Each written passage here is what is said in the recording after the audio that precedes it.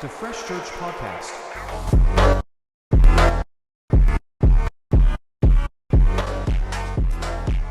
Welcome to the Fresh Church Podcast.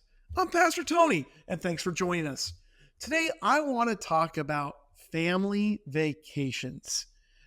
So let me ask you a couple questions. How are you at spending time with your family? When it comes to vacations, do you feel like you're winning or just barely surviving? What can you do to ensure that your next family vacation is exactly what your family needs? With summer here and kids getting out of school and everything else going on, let's talk about creating a family vacation. Hopefully you already have something in mind. If so, maybe there's a couple tools in here that'll help you along the way. If not, well then I'm here to help. And so let me begin by just simply sharing this. We had not planned to have this as a podcast today, but after the last two podcasts that we made, one was on specifically how to take an awful memory and make it an awesome memory about choosing joy. And in that, I talked about a vacation, how there was some awful elements to it, but we made it an awesome experience. At the end of the trip, we asked, what was your favorite part? And we remembered that part. Then in the episode before that, we talked about summer activities, and I gave you a whole list of things that you could use both for your church and also for your own family. And so since those two podcasts came out, I got so many comments from people like you that were just simply saying, you know, Pastor Tony, you make it sound like vacations are easy. You make it sound like they're fun. When we go on vacation, I mean, sometimes it's fun, but usually it's a disaster. And so whether you've got little kids, elementary kids, older kids, kids out of the house, this whole thing with vacations can be challenging. You know, I look back at my own memories, and some of our biggest fights as a married couple and as a family came on vacations. And we learned how to master this whole family vacation element. And so we're going to spend some time today just giving you some practical tips, some things that we do as a family that might help you and your ministry do something as a family. So I just want to share this with you just to kind of give you an idea of what it looks like in our home. 2 weeks ago, we took the in-laws away for a fun little trip, a day trip to go ride a train through a national park. Now let me give you the backdrop on this. Every year at Christmas, we give Heather's dad, my father-in-law, a present that's we're going to go do something in the spring. Okay, that could be a museum we're going to go see or a place we're going to go visit. There's kind of two aspects to that. One is that we get to move that into the spring budget, makes Christmas a little bit easier, but it also gives us something to look forward to. It gives us something over the months between the end of December and sometime in April, May, maybe even beginning of June, when we can plan it all out. It gives Papa something to be excited about. And so at Christmas, we gave Papa, my father-in-law, the present of a train ride through Cayuga National Park. And we were so excited to do it, realizing that the trains actually don't start running until May. That's right. You got to do your homework ahead of time. We can't just go out in February and hope to get on a train when they're not running. And so we gave it as a gift. Then what's the next step? Well, we had to research it. We had to get online. And so this is something that I have learned. I'm an impulsive person. I'm an adventurer. I love exciting things. But I've learned if you don't plan out ahead of time, you end up getting there and not being able to do what you want to do. So we've learned to research things. I researched, when does the train run? It starts in May. Perfect. We're going to go in May then. We looked at what are the best seats on the train. I could ride just in a cheap seat underneath, but I'm not going to get good views. So we got the really nice seats that were up top with a dome view. It was beautiful for like an extra $6. Of course we're going to do that, right? When are the best times to go? Do we go during the weekend? Do we go during the week? If we go on a weekend, what weekends do we avoid? Where do you park? It turns out there's not a parking spot right beside where the train is. You've got to go to a different place. In fact, there's actually 2 different depots where the trains pick up and drop off. Which one are we going to go to? We had to make a plan. So off of that plan, we put together an itinerary. What's the day going to look like? What time are we going to leave? Because my mother-in-law needs to know that to get my father-in-law up and going and out. So we have to put together a schedule. Are we going to get breakfast? Where are we going to get breakfast? Oh, remember that breakfast place we went to last year? You know, that little Ma Pa restaurant over in Mansfield that we love going to that's got big portions for a low price and it just feels so warm at that typical greasy. Yeah, we're going there. Are we going to get coffee en route? Are we just going to get coffee when we're there? When are we going to arrive in time for the train? Oh, we've got to be there 45 minutes early. That's important to know. So we put the whole thing together. Oh, I almost forgot. We have to include shopping because the ladies want to go visit the little spots around there. So we put that in the schedule as well. We put the whole itinerary together and then I shared it. I gave it to everybody. We are leaving at 7 a.m. Okay, that means there's not time for coffee beforehand, so get coffee at home. We're having breakfast at this time. We're going to get to the train station at this time. The train leaves at, do you see where I'm going, right? There was a written down schedule. Now, I like to be creative with it. So I took that itinerary and I put some pretty colors on there and I wrote about what we're going to see and the different aspects of the park. I wanted to make it fun and exciting. A piece of paper that we can hold. It's like, wow, this is what it's going to be like with the logo in the corner, just to make, remember, this is just a day trip that we're doing, but we turned it into an adventure. So we printed the schedule out. We all got together that day, 7 o'clock. Everybody was on time. Off we go. We get to the restaurant. The food was great. Okay, we got out of there actually 10 minutes ahead of schedule. Wait a minute. Are you, Pastor Tony, one of those guys who watches every minute? No. But I do know that we have to get to the train in time, and it's 2.5 hours total to get there, so you have to plan accordingly. We get to the train station. We're early. Perfect. Everyone can use a restroom. We can kind of do a preliminary walk through all the different places where the girls are going to want to shop afterwards. Then our plans get messed up. The train is delayed, not just a little bit. We ended up being delayed almost an hour and a half because of the weather and some trees that had fallen across the tracks. I mean, it was all good. We ended up being okay, but we realized, you know what? That means we're going to miss lunch. Okay, there's some snacks on the train. Maybe that will work. Maybe we should do the shopping now. So we took our schedule. We were flexible with it. We kept a smile on our face. Pretty soon we get on the train. We ride it for the 2 hours, come back. Incredible time. Had some lunch at a place nearby. Food was good. Good time. We're getting ready to leave about 3 o'clock.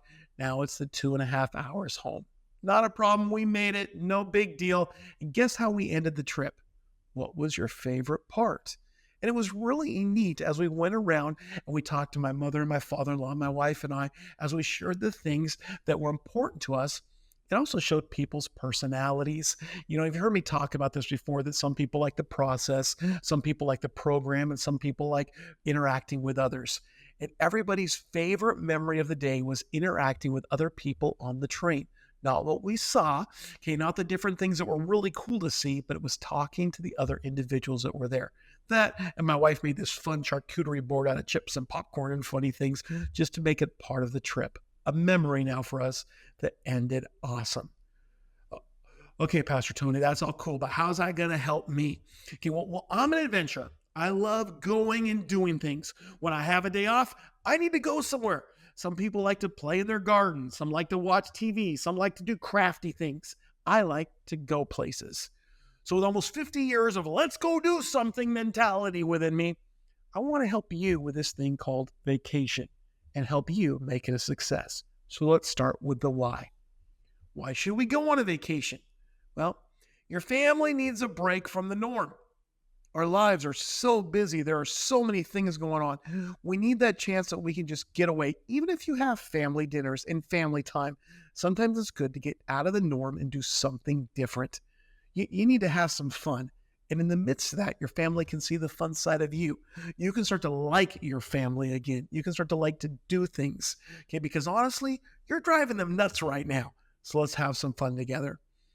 Now your family might be missing you because you're so busy all the time with church or with the activities in your life. Maybe you're going different directions. As your kids get older, it gets busier and busier. Let's carve out some time and let's do it together. So for me, it comes back to the core values of Fresh. And I want to start there before we get into all the details. Okay, Fresh is simply this: family, relationship, experience, safety, and hope. You've heard me talk about these 5 core values over and over again. They're not just for kids ministry. It's not just for student ministry. It's not just for the church overall. This is for my family as well, my personal life. These core values help drive who I am, what I do, and how I live my life. So let's walk through them. Family. Your family needs time to connect away from all the distractions and concerns of their current lives. You need to make the individuals in your family unit feel like a team. Do something together with awesome moments for everyone involved. The next was relationship. You know, Humor seems to come out in the car, whether that's favorite playlists, fun license plate games, conflict resolution as you deal with wrong directions, just having simple conversations. The simple fact is you're putting your entire family in one vehicle or one location for an isolated amount of time. It can lead to some incredible moments and some relational bonding, even in the midst of some of the challenges that go with that.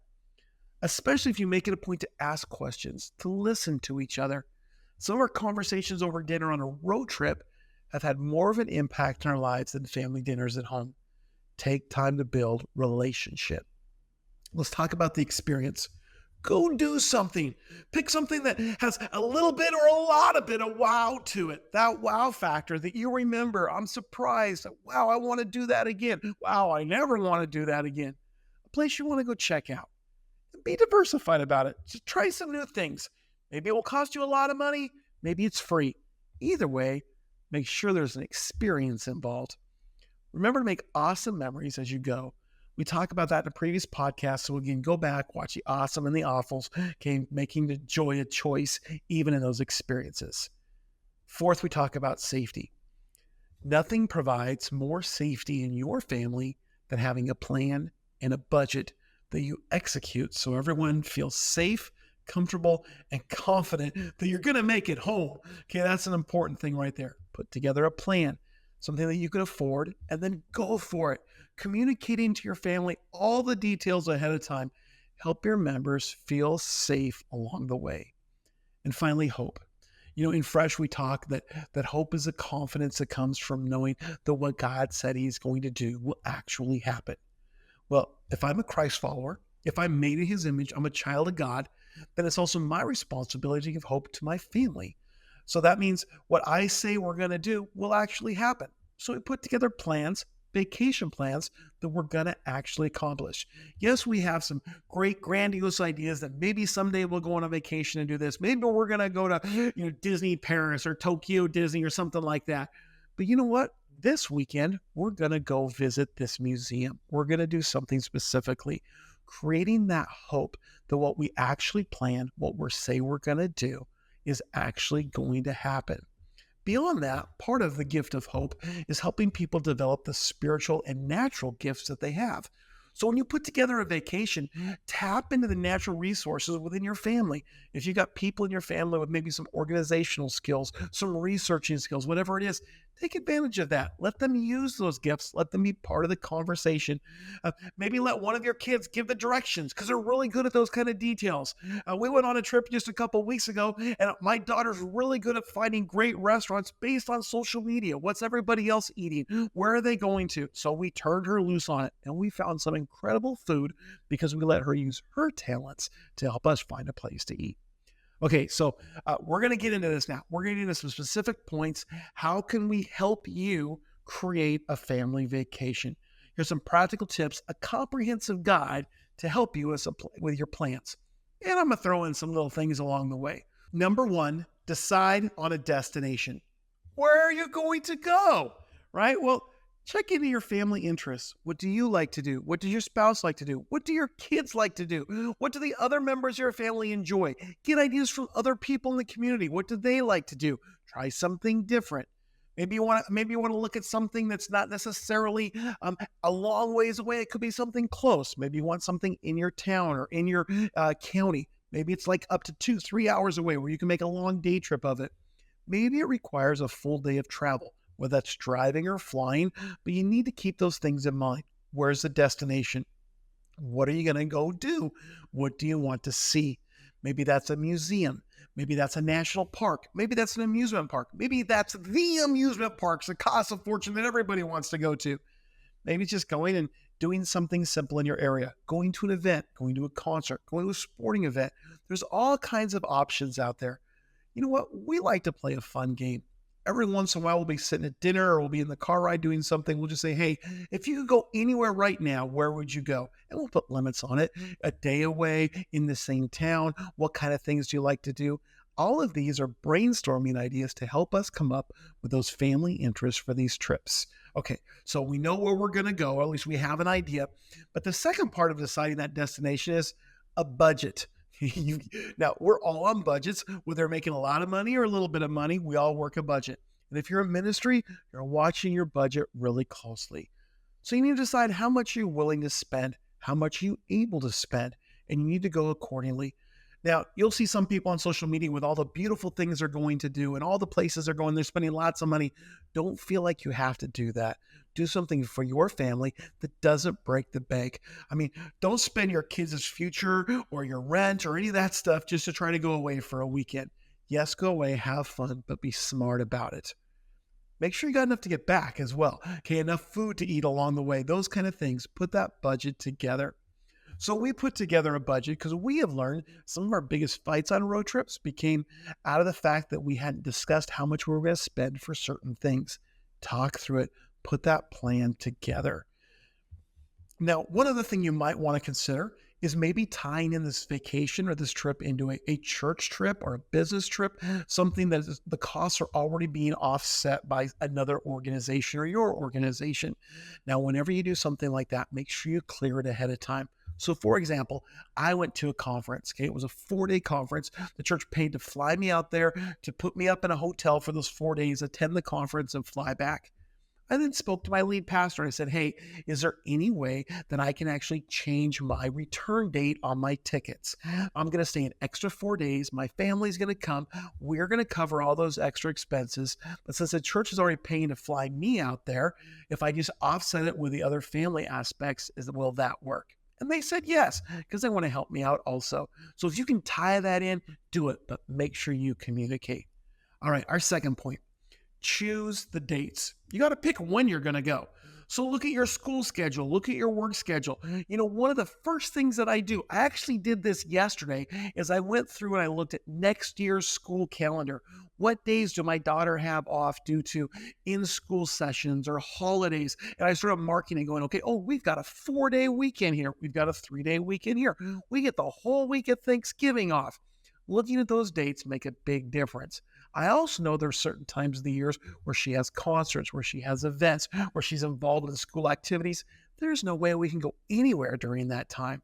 Look at work schedules. How does that work within your work, within your spouse's work? How much time off do you actually have? Do you save it up, bank it up, or do you, have to take some time off without pay? Working out those details. Those are very important aspects.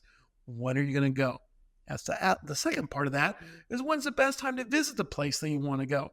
So, for example, we wanted to ride a train, but then we found out we couldn't ride the train until May and over the summer. Can't go to February. Why? Well, because there's winter and everything else happening.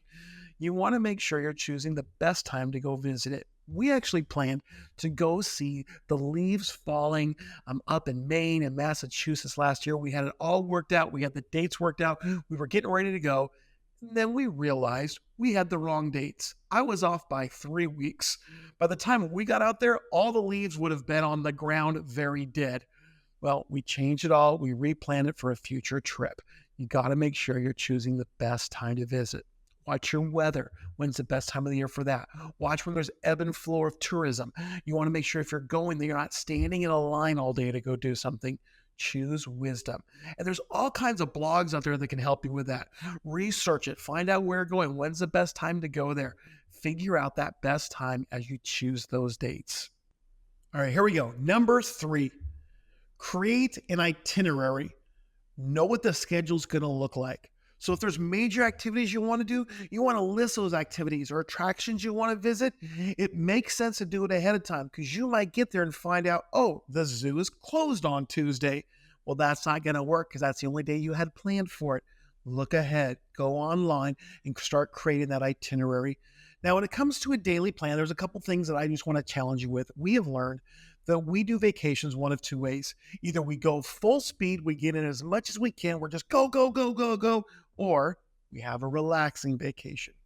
Now, for me mentally, I have a hard time doing both, but I have learned I can have a relaxing day and a go day. I can't intermix them together, but I can choose to do one or the other. So if we're going away for 4 or 5 days, we're going to choose, are one of these days relaxing? Are all of these days relaxing? Nope, none of it's relaxing. We're going to go. Let's go from the time the park opens to the park closes. You've got to decide ahead of time, put that plan together. Now, some of us are very organized and we like a full structure, and some of us like some spontaneity. I actually plan in some spontaneity in the midst of it. Hey, we have a choice of these four things to go do. Or, oh, we can change up our schedule just a little bit on this day. We can sleep in this day or we can get up early. You can put all of that together, which leads to the last point, be flexible. Okay, make sure no matter how, even though you put that plan together, you can put those details together. You can create that plan and work the plan, but then realize there's going to be some flexibility involved. There's been some times on trips we realized we just needed to sleep in. Our kids were tired. There were other times we realized, hey, if we don't get up early, we're going to be standing in line all day. We didn't realize that till we got to the location, till we were in the moment. Be flexible, but then make sure that itinerary, that plan is there for you so that you don't miss that one thing that you really wanted to do because you slept in. You ended up missing feeding a giraffe or whatever that event was that you had planned. Number 4, book your accommodations. Early on, we used to just have this idea, hey, we're going to find a place when we get there. We're going to get a place for the cheapest price we can. I remember one time we went to a town and there was not a single hotel that had availability. We had to drive another half hour down the road, finally got a place for twice as much as we wanted to spend because we didn't plan ahead on where we were going to stay. In some places, you got to plan like 6 months out. You got to make sure you look at that. It also helps you with the budget, looking at those prices and stuff. So what kind of lodging are you going to do? Are you going to do hotels? Are you going to do vacation rentals? Are you going to do resorts? Are you going to rent an RV? Find out what that lodging is going to be like. Decide ahead of time. Maybe the best option is something you've never done before. Try something different. How about the location? There are some times that we stayed at different places in the midst of a road trip or in the midst of visiting a place because of either price or location. Sometimes we stay at the same spot. We've just used it as a hub and driven to different spots. Choose where you're going to stay. Beyond that, choose what kind of place you want to stay at. What are the amenities like? Do they have like a restaurant nearby or a restaurant in the place? What about pools, indoor pools, outdoor pools? My wife likes a hot tub, so we want to look at those kind of things. What about kitchens or kitchenettes? Is there food included? Is there childcare services? All of those elements are important when you're looking at the type of lodging that you want to get, and then get it ahead of time. Be prepared for it. Number 5, you got to figure out how to get there. That's what we're going to talk about, arranging transportation. So are you going to book flights? Are you going to fly somewhere? Are you going to play the game with all the different pricing websites out there? How to get from point A to point B? Is it going to be a straight shot or multiple layovers? What's that flight going to look like? You know what? Maybe we're going to ride the train. We've done that before. Trains can be so much fun. They take a long time. You get a little smelly if it's too long. Sometimes they're cheaper. Sometimes they're more expensive, but it's definitely an experience. How about a road trip? For myself, we prefer to get in the car and drive somewhere, even if it's a day or two. We just like being on the road. It's something that we like. So then, are we taking our car? Are we getting a rental car? What kind of a car do we need? What size do we need? All of those pieces add into that. How are you going to get there? And how are you going to get back? Then while you're there, what about the local transportation? Are you going to need a rental car once you fly in? Are you going to be able to use the rail system or the local system or Ubers or any of the different aspects that are there to get you from point A to point B? So we're flying to a camp, but there's no way that we can get to that camp from the airport without a rental car. So now we have to put that cost into it. Even though our car is just going to sit there for a week, we're going to need the car to be able to get our family from point A to point B. Look at those things, work through them all, know what the costs are. Additionally, look at extra insurance costs, extra charges such as maybe the parking. What do you do with your vehicle that's at the airport? All of those elements fit in that transportation element, which then in turn tie into your budget. Number 6, you got to have a plan for food. You got to have a plan for your meals. And so we love looking up the different dining options that are there. Are there great restaurants in the area? And you can look it up online. You can search. Sometimes I'll call the hotel. Hey, do you have any recommendations? And I don't usually take the recommendation of eat here. Like, where do they like to go? I want to find that one restaurant that everybody says you've got to eat at. Or the one that says, don't ever eat here. If there's fun themed restaurants or certain kinds of food, or maybe you're part of a different group or award system that promotes certain restaurants, check them out. Go have fun with that. Put that plan together. Research it. Maybe you want to look at some different things like dietary aspects. My mother is definitely allergic to gluten foods. And so we use an app that has gluten-free stuff on there so we know where to look, where to check out ahead of time. What about that meal budget? Okay, you got to put a plan together. What about the snacks, the water, the coffee? Can you eat breakfast at the motel? All of those elements tie into it. And no matter how much you think it is, add an extra 10 to 15% because it costs more. You get that one place, all of a sudden you're thirsty, $4 for a bottle of water. It happens. Plan for it. One of the things we also have to keep in mind is the place you're going to visit have a place to eat? So for us, we like to go to national parks. Not all national parks have a place to eat while you're there. So we usually plan for a picnic. We bring some extra food in the car. We set up shop and we'll make wraps or sandwiches or something to be able to enjoy while there. And it saves us money. Plus, it's a little healthier. All right, number 7, pack smart. What are the essential items that you need? Make a checklist of all of those, including the clothing, medication, travel documents, special items for the children. We will take the time and put together a packing list because it never fails. We forget something important if we don't. So you put all those together, you pack them up accordingly, and then don't make this mistake. Leave that one bag that's got all your bathroom supplies in the house as you drive away because it gets expensive on the road. I know from experience, okay? What about weather appropriate? Are you packing according to the weather forecast? Look up the weather forecast. You know how many times I've had to buy coats on the road because suddenly got cold and my wife and children were like, it's freezing. We're buying a coat or gloves or sunglasses or an umbrella. Pack those things if you have the ability to do so. Look ahead to what the weather's going to be. What about entertainment aspects? Man, you got to bring those chargers, right? You got to make sure everything's running okay. What about earbuds or different things to help you for the kids in the car or on the trip to be able to enjoy the experience? There's been many times we've gone on the roads that, oops, I forgot. Make that list ahead of time. In fact, we have an ongoing list on my computer, just things we take on every trip to make sure we have it, especially medications, vitamins, those kind of things. We want to make sure we're covered. Number 8, prepare for emergencies. Now, that could mean travel insurance, maybe on your flight or on your car, making sure if something happens that you're covered. Sometimes it's worth the extra money to make sure it doesn't hurt you on the other side. Nothing worse than coming back from a vacation and the whole thing's ruined. My sister once had a rental car. She was in Hawaii, okay, and ended up actually getting in an accident. She was able to walk away from the car and not worry about it because she had the proper insurance. Do you have that?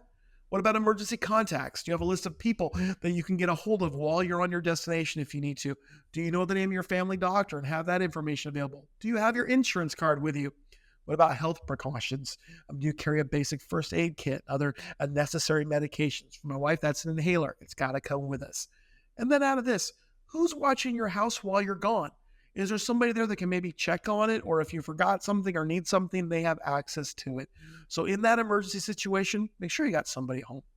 Number 9, we're almost done, but we're getting ready to go on this trip. So number 9, stay organized. We like to keep all of our documents together, our travel documents, which is our tickets, our plans, our reservations. Maybe that's our passport, depending on where we're going. We want it accessible and ready to grab. Okay, we need to have it available for us. Beyond that, we actually keep our receipts every day. We look, how are we doing on our budget? How are we making sure that we're doing okay, not spending too much, or hey, we've got extra money in it. So we have another little pouch we put our receipts in and we check that out every day. Communication. Are you making sure that you're letting people know where you're at, what's going on? And if you're going out of the country, do you have a way to communicate with people, being able to do that appropriately? Stay organized. Your trip's going to go great. All right, number 10. Let's wrap up with this. Enjoy it, but be flexible.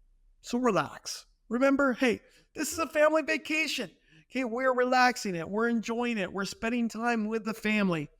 We're adaptable. Okay, we're going to stop arguments from occurring. Hey, it's going to be okay. Remember that we're going to be flexible. It's going to be fine. But sometimes the best memories come from those unexpected moments. So as we wrap up, I just want to give you a couple final tips before you go off on your next adventure. Number 1, involve your kids. Get them involved. Ask them. Make them a part of it. I'm just going to share with you one of the worst trips that we ever experienced. We decided to surprise my son, not tell him where he was going for his birthday, and drive 5 hours to a destination. And all it did was stress him out the entire trip. I learned from that. If you communicate to your kids, the trip goes a whole lot smoother. Anxiety is a whole lot less. Number 2, document that trip. Take pictures, do scrapbooking or something like that. A way to remember what that trip was like, to look back on it and enjoy it. And then number 3, don't be afraid to use travel apps. There are so many things out there that can help you along the way, whether that's a hiking app or a food app or a different kind of map. We use 3 different weather apps to try to get the best outlook that we can on the situation.